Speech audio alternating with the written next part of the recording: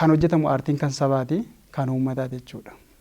Kan uummataati namoonni yaaduma mataa ofiitiin waanuma danda'an waanuma dandeettii isaanii gumaachuu haalli aartiin Oromoo irra jiru jabaadha. Ol deemaadhuma jira. Haa ta'u garuu namuu karuma danda'u asiinis waa godha malee dambalii tokkorraa miti kan yaa'u naasiin jedhu toora tokkorraa hin deemu. Namuu ilaalcha garaagaraa qaba. Ilaalcha sana keessatti immoo wanta Oromoo fayyadu jira, wanta Oromoo hin fayyadne jiraachuu danda'a. Kanaaf hanqinni jiru hanqina tokkummaa ta'ee yaadaan. Gama aartii Oromooti wallistoonni Oromoo hundi gubbaadhaan amma gadiitti yaadaan tokko ta'anii fakkeenyaaf Nabsiisaanii Amaaruu, Zarihuun Wadaajoo fa'aa, Haacaaluu Hundeessaa fa'aa jiru namoonni lubbuun darbanii gahee guddaa taphatanii amma warra olii kana kan bakka bu'u warra jala jiru kana. Haa ta'uutii amma bifa iddoo tokkotti gurmaa'anii deemamaan jiru. Haa ta'u abbaan barbaade asiin adeemu asiinis adeemu garuu mooluma deemaadha aartiin Oromoo kun jechuudha. Otoo yaada kootti jechuudhaan qinnanii jiru otoo namni hundi yaada tokko karaa tokko qabatee waan saba kanaa, seenaa saba kanaa, duudhaa saba kanaa, dhugaa saba kanaa, eenyummaa saba kanaa akkuma durii sanatti akkuma duruu eegalame sanatti ol deemsifamee aartiin Oromoo baay'eedhuma ol deemaa jira dheetan yaada kana.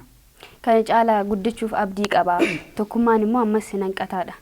Sirriidha. Dhugaadha fuula qaba. Aartiin Oromoo hedduu guddachaa jira. Sabaaf sablammoota biratti sirriitti dhaggeeffatamaa kan jiru. Ce'ee akka Afrikaattis daawwatamaa jira. Akka Afrikaa irrattis kaadhimamee jira sirbi Oromoo kan guutuu abarra. Kaadhimamuu qofa miti immoo injifatee jira. Kanaafuu kana jechuun immoo guddatee jira jechuudha. Kana caala immoo ta'uu danda'a inni beekamaadha. Walumaa galatti kanarratti aartistoonni hedduu isaanii komiinii qabu. Miti? Sirriidha. Gara xumuratti fidate kan jiru sirboota affeeraati kan ture. Sirba keessa immoo isa jalqaba irratti irraa haasa'aa ture kan Finfinnee keessatti hojjette ni jira waan ta'eef isas biraan geenya daawwattoota keenya namni hundumtuu baratee miti aartii Oromoo kan hojjetu irra caalaansaa fedhiidhaan quuqamaan kan hojjetu.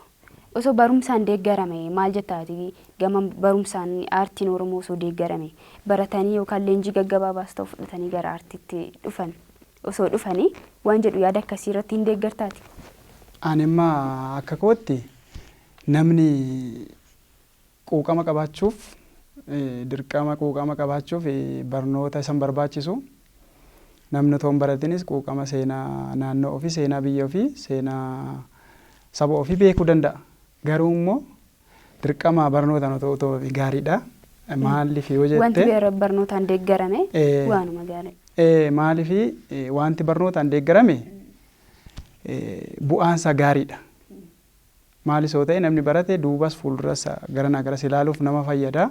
Garuu immoo dirqama namni hin baranne jedhanii aartii Oromoo irraa hin jechuun ni ulfaata. Inni ta'u namni akkasitti gara duubaa jedhus hin jira jedhee yaadu. Maadhaa garuu osoo barumsaan deeggarame walgatanii amma maalaan argaa kiliippiiwwan kana keessatti akka gaaffitti sii dhiyeessuu barbaada isaanii walgataa jira miti kiliippiin Oromoo tokko tokko baay'ee ol ka'ee jira. Akkuma isin jedhee akka Afrikaatti iyyuu daawwatamaa jira jechuudha. Tokko tokko immoo ammayyuu akkuma dura san callisee makan hojjetamanis ni jiru. Isaan amma gaafa laaltu maallaqni itti beera yeroo isaanii irratti gubanii jiru. Garuu immoo hin daawwatamne. Namni sun lammaffaa sadaffaa hojjechuudhaaf carraan qabu jechuudha. Yaamichawwan konsertiiwwan tokko tokko irratti affeeramuun isaaniitis carraan akkasiis gadi bu'aa ta'a. Akkamitti ilaaltaree ammati kiliippoota walgataa deemaa jiran kana akkamitti ilaalta amma kiliippiin lama ta'a jira. Tokko baay'ee sadarkaan isaa tifoozos ni qaba. Sadarkaan isaa ol ka'aadha. Tokko immoo achuma jira. Sana akkamitti wal simsiisuun danda'ama? Kootti amma yaada gaarii naan jette. Isumaan dura siin jedhe sana argitee Lili. Amma fakkeenyaaf inni gubbaa jirus inni jala jirus yaada tokko qabaatee wal utubuun nan siin jedhe isa kana. Amma akka tamma jette kiliippoonni qulqullinni isaanii baay'ee bareedaa ta'ee hordoftoota hin arganne jiru. Maaliif irraa ka'eetu kun yoo jette tuufoosoodha. Amma gaa namni immoo kiliippiin isaa hammanuma badaafaa hin taane kan hordoftoota hedduu qabu jiraachuudha. Dhugaama dubbanna ta'e isinis daawwachaadhuma ooltu. Kuni maal barbaachisa seete? namni yaada tokko qabaachuun nan siin jedhe isa kana namni mana tokko ijaaru citaa waliin saamu. Amma aartiin kun seenaa of keessaa qaba, aadaa of keessaa qaba, eenyummaa, afaan, duudhaa, safuu, sabichaa of keessaa qaba. Kanaaf abbaan fedhe ilaalcha fedhe haa qabaatu waa uummatichaa hojjeta taanaan wal utubuu wal faana deemuun dirqamadha jechuudha. Sii galee kanaaf amma maalidha amma ilaalchi jiru nan siin jedhe namuu ilaalcha garaagaraa waanta qabuufi ati ilaalcha isaan qabdu taanaan isaaf homaa miti. Garuu seenaa Oromoo sana aartii Oromoo sana yaaduu qaba abbaan sun. Maaliif abbaan fedhe ilaalcha barbaade yoo qabaate seenaa Oromoo of keessaa qaba taanaan ila wantichi afaan Oromoon sirbame taanaan eenyummaa Oromoo aadaa Oromoo qaba taanaan waan sana ol kaasuuf barbaachisaadha jechuudha. Kanaaf jabaachuu qabaa namni yaadaan wal jabeessuu qabaa. Inni tokko naa darbe isa tokkotti itti fufa waan ta'eef akkas otoo ta'e gaariidha hanqinni hin jiraa siin jechuu kooti Edili. Hanqinni hin jiraa jabaachuu qabaadha namni yaadaan tuufoosoo qofaan otoo hin taane waan Oromooti taanaan waan Oromooti miti Oromoodha waan ta'eef waan Oromoo sanarratti namni kamuu hirmaatee ol ka'a. Kanaafuu afaan Oromoon sirbaa aadaa Oromoo uffata haasa'a waan ta'eef waa'een ilaalchaa akkuma jirutti ta'e aadaa aartii sanaa otoo wal gargaaranii ol harkisanii natti tolan akka dhuunfaa kottan siin jedha. Yaada gaarii fidde kanarratti anillee yaada akkasiitiin qaba. Tifozoon immoo baay'ee ajjeesa sirba. Dhugaa dubbachuuf namicha sirbee sana osoo hin taane aartii ajjeesaa jiru. Aartii ajjeesaa jiru malee namni suni jireenya mataa isaa jiraata. Aartiin keenya akka guddatuuf garuu hunda qixxee utubanii nama fedhii qabu. Namni immoo sagalee sirreeffachuu qabu, yaada sirreeffachuu qabu si jiraate wal utubuu akkuma jette yaadaan walitti wal fiduu yaada isaanii qabu jedhee yaada. Sagantaa keenya gara xumuraatti fideen kan jiru mee akka hafeera wanni jettu yoo jiraate dhaamsa qabdu dhaamachuu dandeessa. Egaa amma waan baay'ee tafe sa'aatiin nu jala deemaa natti fakkaata malee lamma ani haajaan qaba dhiyeenya kanatti jechuudha. Dhiyeenya kanatti haajaan qaba haajaan ani qabu eebba VCD konsertii muuziqaati. Afaanuma keerraa haa dhagaan jedheeti malee nan beeka.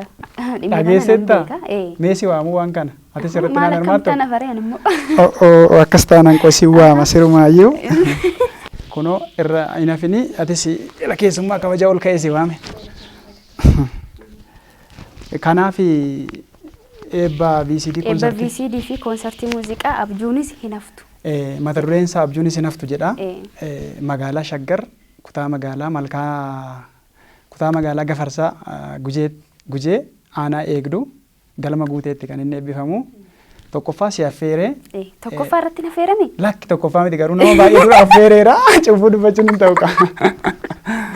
Yaa baganan somi dhugaa dubbatanii du'u wayyaa. Jalqaba waamameera. Kanaaf namoota dafee nuufaanis gaafsan bara fadhee nuuf eegasu. Tokkoffaa irratti waamamne jechuudha. Ogeessota kaameraallee itti naa dabaltee warra amma waraabaa jiran kana nuuf iddee dhufta. Kanaaf kutaa magaalaa Gafarsaa Gujee aanaa eegduu galma guuteettidha. Keessummoota hedduu irratti affeereera namoota jajjaboo irratti affeereera. Sagantaa kanarratti namni naannoo sana jirani nuu waamne dirribiin nuu waamne jedhanii akkana jalaa nafne nuufaa hirmaatanii mata dureen isaa abjuunis hin haftu jedha. Viidiyoodhaan waraabamee xumuramee jira. Tole waxabajjii 2 ganama guyyaa sa'aatii 6 gala. Kanaaf sagantaa koo cidha koo kanarratti si dabalatee uummanni Oromoo hirmaachuu danda'an naannoo sana jiranii nuu waamne akkanarraa namni naafaa argaman ergaa jedhuun qaba. Waan biraas itti si dabaluu waan hafe. Tole. Yaada dhumaati miti wanti kun. Hayyee dhumarratti ani wanta jechuu barbaadu. Uummanni Oromoo yaadaan tokko ta'uu qaba. Artistoonni Oromoo, wallistoonni Oromoo hundumtuu yaadaan tokko ta'uu qabu. Haalli amma uummanni Oromoo keessa jiru haala siyaasaa walxaxaa biyya kanaan wal qabatee haala ulfaataa keessadha. Kanaaf immoo uummanni Oromoo hundi tokko ta'uu qaba jechuudha.